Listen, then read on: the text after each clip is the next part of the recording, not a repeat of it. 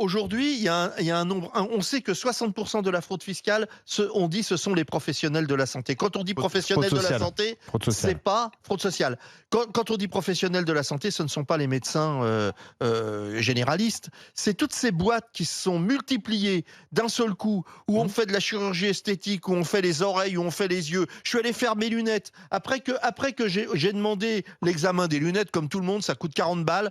La nana me dit, il va falloir qu'on regarde parce que j'ai l'impression que vous avez un truc dans l'œil, ça va pas. J'ai refusé, évidemment. Si tu vas jusqu'au bout de ces examens bidons, t'en as pour 450 balles remboursées par la sécurité sociale. Ça, c'est des gens, ils abusent du système. C'est pas de la faute des gens, des clients d'ailleurs, parce que les clients, quand un professionnel, oui, mais quand un professionnel te dit, oh là là, c'est bizarre, il y a une tache dans l'œil, il faudrait savoir si vous n'êtes pas en train de développer une maladie, t'as la trouille. T'es sûr que t'as rien dans l'œil? Non, mais j'ai rien du tout.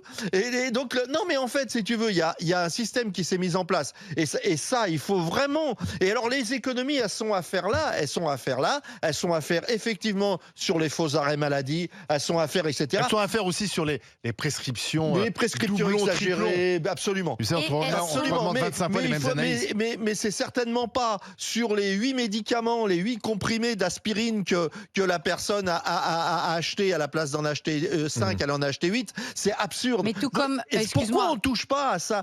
Ça fait partie des entreprises.